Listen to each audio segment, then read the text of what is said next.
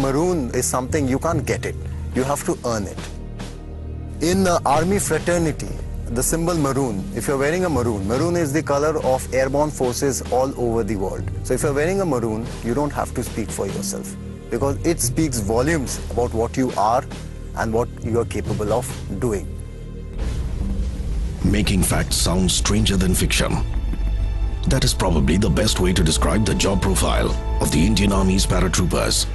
These men belong to the elite airborne forces of the Indian Army. They get dropped behind enemy lines to destroy strategic targets.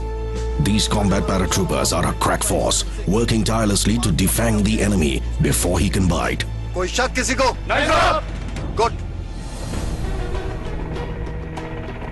The para forces have been, denoted by a famous adage, men apart, every man an emperor.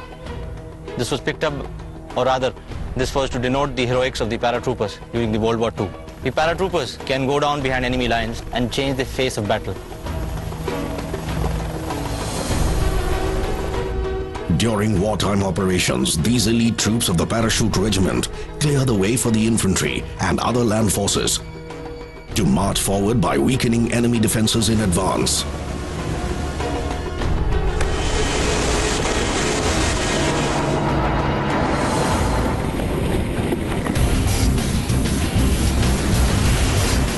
These paratroopers can operate at any time of the day or night. Most of their operations are clandestine in nature. These airborne forces have played a pivotal role during all the wars fought by the Indian Army.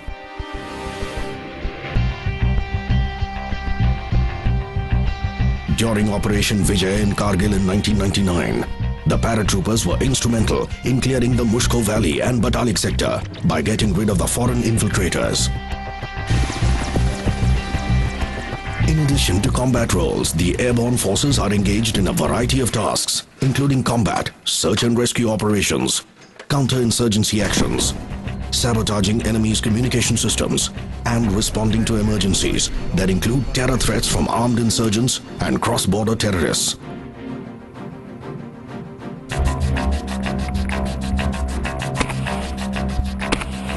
The paratroopers, which are a part of the Indian Army's airborne forces, are ready action troops. These are inserted in action zones using various means, including heli-borne insertions, slithering, ground vehicles, and military freefall techniques like HALO, that is high altitude low opening, and HAHO, meaning high altitude high opening. These techniques are used by paratroopers to deliver personnel, equipment, and supplies from a transport aircraft with little or no enemy detection. The paratroopers are highly self-sufficient and capable of lifting and airdropping weapons and vehicles straight into the scene of action. An artillery element is integral to these airborne warriors who carry Indian light field gun as part of their arsenal.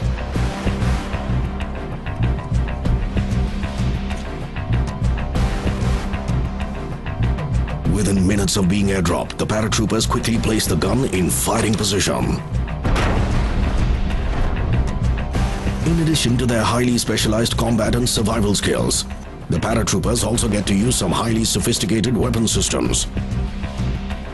Armed with advanced GPS-based navigation equipment, including GPS watches, radio and satellite communication sets, the Indian Army paratroopers count amongst some of the best airborne forces in the world. How does the Indian Army get hold of these men?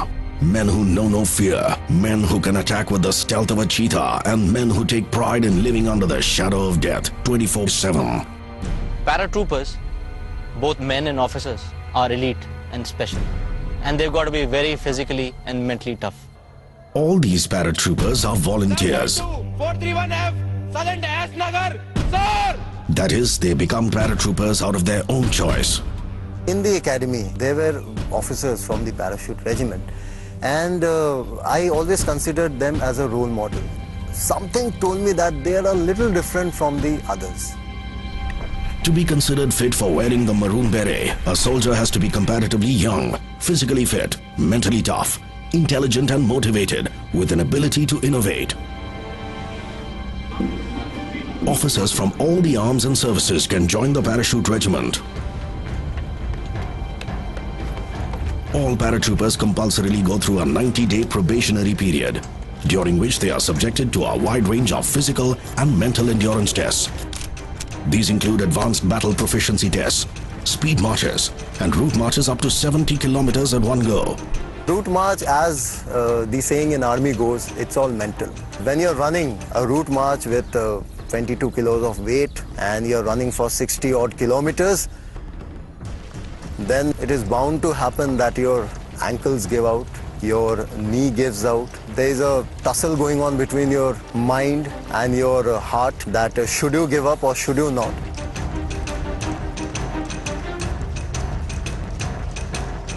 And that is where I would say your temperament to carry on in spite of all odds come into play. A person just by his sheer physical strength cannot run 60 to 70 kilometers with such a weight. Their minds and bodies are stretched beyond their limits. They also hone their skills in navigation, medical rescues, demolition handling, and rockcraft. All these assume significance, considering that a paratrooper may have to opt for near impossible routes to reach the enemy and evacuate his buddies injured in action. The paratroopers also get special inputs on conducting ambushes and raids on terrorist dens in populated areas. They train to achieve mastery in both conventional as well as unconventional warfare.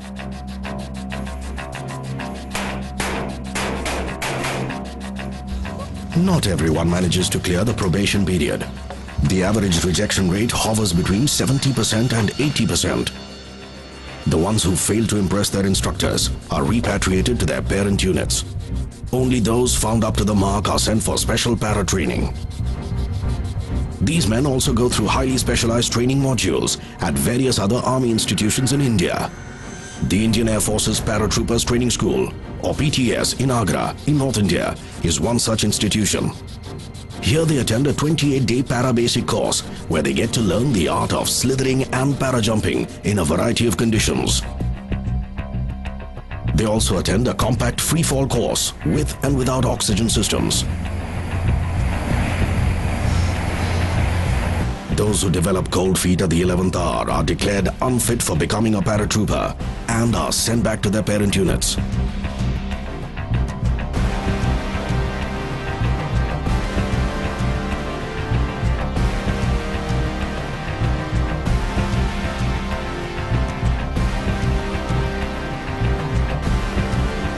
To qualify for wearing these para wings and the maroon beret, each of the trainees must make 5 successful static line para jumps from various heights. These include night jumps and jumps with full battle load. Since these airborne forces work in comparatively smaller teams, the paratroopers must have loads of empathy for their buddies and also possess superior leadership qualities. We need to gel with our troops. Only if we can gel with them, they will listen to me. So basically it's gaining their trust and making them believe that yes, I can lead you into a successful operation. The airborne brotherhood, cutting across arms and services, the color of your lanyard, we all are brothers. So this is well known in our army that the airborne is one. Marooning, the ceremonial granting of the parachute regiment's signature maroon beret, is an event that all the trainees eagerly look forward to. Wearing this cap defines their elite force's identity. For Captain Dipankar Barua too, marooning was a life-changing experience, but in an entirely different way and for an entirely different reason.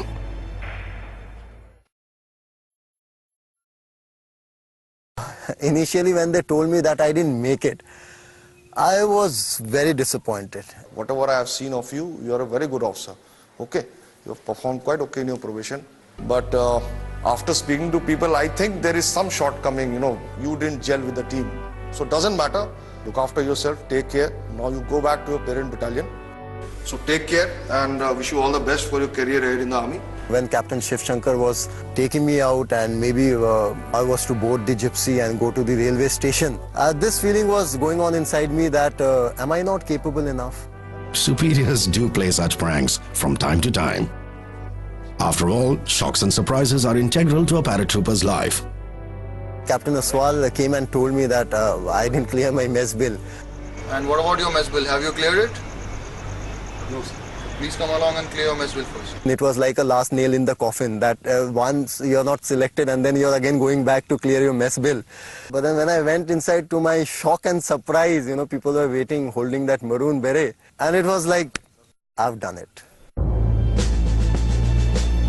Chalo. Heartiest congratulations.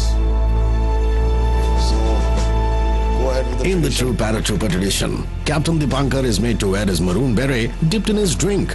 Yes, his drink. Yeah, everything's smart now. Without this, his baptism into the airborne forces remains incomplete.